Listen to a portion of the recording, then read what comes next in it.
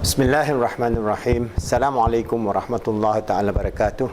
Alhamdulillah rabbil alamin, wassalatu wassalamu ala asyrafil anbiya wal mursalin wa ala alihi wa sahbihi ajma'in. Alhamdulillah, as we progress towards the development of our Pi-CBT protocol, there are many ideas in which inshallah we can discuss and then develop. And if some of you are in the research in psychology, in the field of psychology, doing research in terms of whether cognitive or behavioral or whether Islamic psychology, you can work on this idea, inshallah. So we have mentioned that the protocol for Pi-CBT start with intention. So how are we going to describe intention today? I'm going to give you the whole idea, the whole meaning of intention, because we start with intention. Our framework protocol must begin with intention, then intervention. And intervention, I've explained, we have the biomedical, bioelectrical, electromagnetic, or electroconvulsive, whatever intervention that is for the doctor. Then we have the cognitive and behavioral intervention. Then we have the spiritual, emotional, and physical SEMP integration intervention, which is unique to Pi-CBT. Then the development, the next level is the development of attitudinal and values transformation and development. Because once you have this intervention, your hope is for the development and the transformation of the very person. So if they have fear, then how are you going to have the reduction in their fear? So the attitudinal values and their transformation and development is such that they have no more compulsive behavior or fear of height or fear of snakes or fear, whatever fear that they have. All right? And at the highest level is that then they will exit from the program in terms of they become self-actualized. And they can be self-actualized from the intervention and the change that has been manifested in themselves. And this self-actualization, I've explained to you, is not a grandiose idea, but every one of us at whatever level in life has an opportunity for self-actualization at the level pertinent to our existence in this earth, at our level to fulfill our role as the servant of Allah, as His Caliph of Allah, to strive to make ourselves good, help others to be good, and make this world good.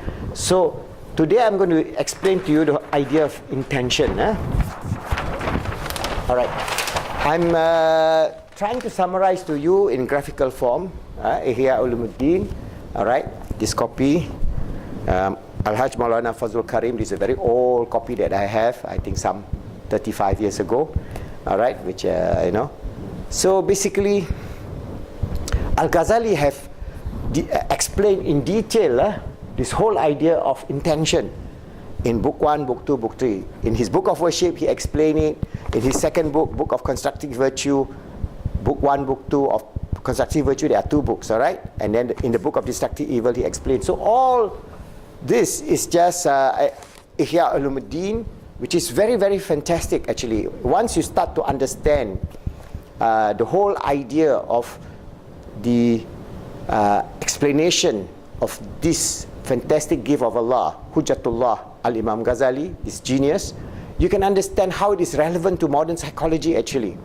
All right? And how he has done it. So I just summarized it in a framework that makes you easy to understand. Okay, so when we talk about intention, all right, before intention they have motive. All right, so motive is what we say in terms of motive, whether it is good, bad, all right, sincere, insincere, destructive, and so on.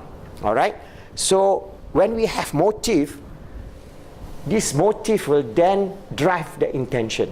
So the intention can be split into 3 levels or 4 levels. This is in our book. When you go to our model, we have this Maqasid Sharia. It gives us a 3 level of Maqasid Sharia, as well as how we can actually develop this in terms of the foundational or primary, secondary, that is the goals, hajiyat, and tertiary objective, that is tahsiniyat, and then the programs and intention action, that is amaliyat. So from here, our motive will then push our intention, and our intention should be such a way that it is driven by the disposition of ourselves. Later on, I'll explain to you how this disposition works in terms of our inner speech, in terms of our model itself. So when we go back into intervention, you can see that this can be used as a basis of a therapy.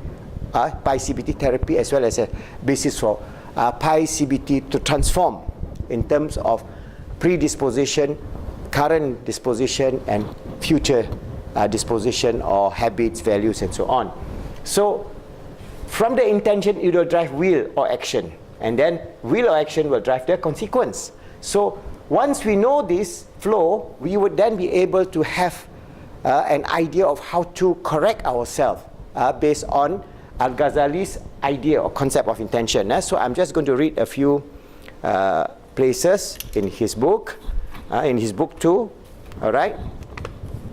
Book of Constructive Virtue, part 2. First is just I take a few sentences and I'll just move around just to give you the idea, because when Al-Ghazali write this book, Al-Imam Ghazali write this book, he has placed all these ideas in many places, all right? And there are many analogies, many examples, many statements by the saints, hadith, and so on. But it is flowed over with his argument, constantly arguing vis-a-vis, for example, the disbelievers, vis-a-vis the philosophers, vis-a-vis those who have different ideas of sectarianism and so on. So, what does he say? Okay, he says about the meaning of intention. Meaning of intention is not only expression by mouth, but also will to that expression. That means it is not, meaning of intention is not only expression by mouth, but also will to that expression. It is the liking of the mind for that which expresses that expression by using our mouth. So we use our mouth to express it. All right. When there is no liking or intention of the mind, mere verbal expression are nothing. So if we say something that we don't do it, or we don't intend to do it, and we have no motive of doing it, then it is nothing. So the niyat or intention in prayer, for example, is only verbal. If it is only verbal expression without any application of the mind, it is meaningless. That means it has no meaning. So there are many ideas of intention. For example, different intention in worshipping of Allah. Man may have different intention in divine service. Some do good deeds out of hope for getting to paradise. Some do these good deeds with the sole intention of pleasing Allah and to declare Allah's glory and majesty with no other intention. All right? And then the rewards of pure intention. The Quran says, they were not ordered except to worship Allah and being sincere to Him. This is where Allah tells us in the Quran, Bismillahirrahmanirrahim, وَمَا أُمِرُوا إِلَّا لِيَعْبُدُوا اللَّهَ مُخْلِصِينَ لَهُ الدِّينَ.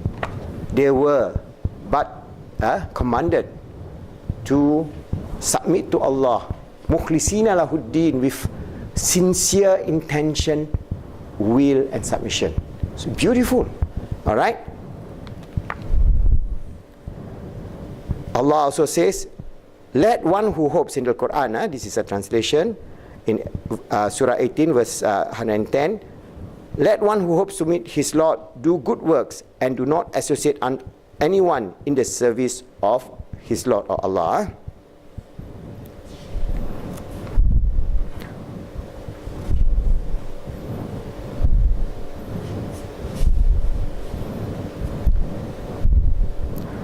So Allah tells us, ikhlas or work sincerely for Allah is a hidden treasure out of my hidden treasure. I'll put in the heart of the one whom I love. All right? And Allah also says, the fountain of wisdom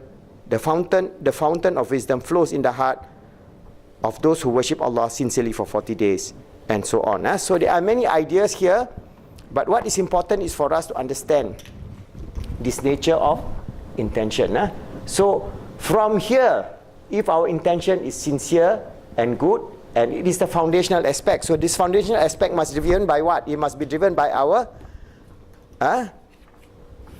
belief system. So within our belief system, we have, for example, in our model, we have this maqasid al-sharia. We have the primary, secondary, tertiary, and illustrative amaliyat. So we start with, if we are going to start anything, our primary intention should be where Rasulullah tells us about the nature of Islam, iman and ihsan. So we must be doing it with the sincere intention of committing ourselves in the practice of Islam, one. Number two, in our fullness of our understanding of iman. That means the aqidah, where our commitment, for example, the very foundational idea of La ilaha illallah Muhammadur Rasulullah. That is the basis of our iman. So our intention must be, and motive must be sincere.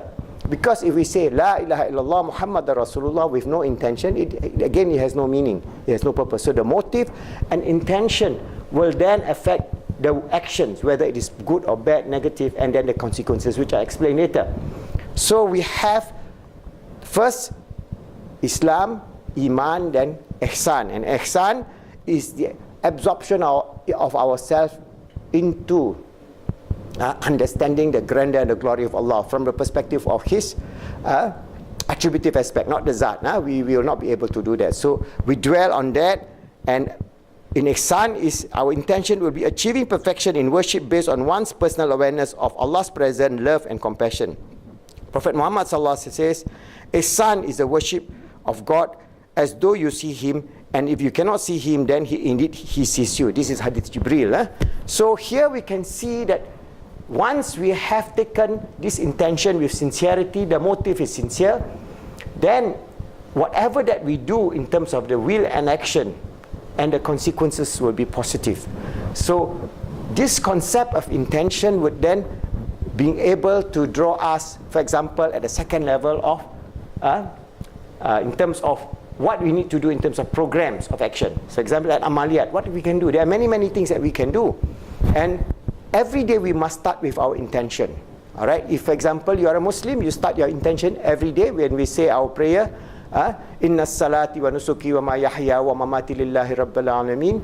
I say Allahu Akbar, and then we say the dua iftitah, and then we say that Inna salati is verily my prayer, my good deeds, my amaliyat, my life and my death is only for Allah subhanahu wa ta'ala rabbul alamin. So that is our intention. We declare the intention 5 times a day. So also there are many things that we do without awareness, because we do it without the intention and without the motive, or just a physical motive of just going up, bowing down and putting your head on the ground, without the motive and intention of ubudiyah to Allah subhanahu wa ta'ala. That intention is meaningless. So Imam Ghazali has repeated this many times, and the consequences of doing that is very severe. So that's why first and foremost when we talk about Pi-CBT, I'm not even talking about the therapy, I'm talking about the foundational values of Islam, iman, ihsan. We must absorb that very thoroughly before we say, oh, I'm a life coach, or I'm doing this, I'm doing that. That is amaliyat. All right, those are the goals and tertiary, which is good. I'm not saying it is bad, it is good. Then we will learn and use this. So subsequently, we develop an action that is, inshallah, accepted by Allah subhanahu wa ta'ala. That's the only purpose of our life. What other purpose that we have? So, at the secondary level, we must have a goal.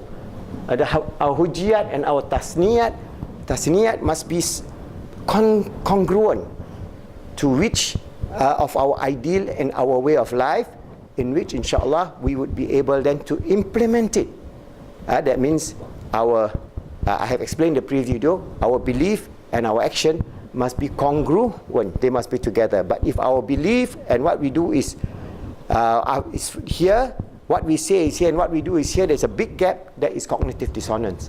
And with cognitive dissonance, there are many consequences, for example, of hypocrisy, riya, takabbur, which all mentioned in this book, Ihya Ulumuddin. So if you are keen, read Imam Ghazali, Hujjatul Islam, and try to distill. I'm just distilling his thoughts. I mean, if he is writing this voluminous volume, I'm just distilling his thoughts to give you the idea. Have a good motive, have sincere intention, act according to the intention, not outside the intention, and the consequences or the gifts will be, whether it is good or bad, would be dependent on our intention.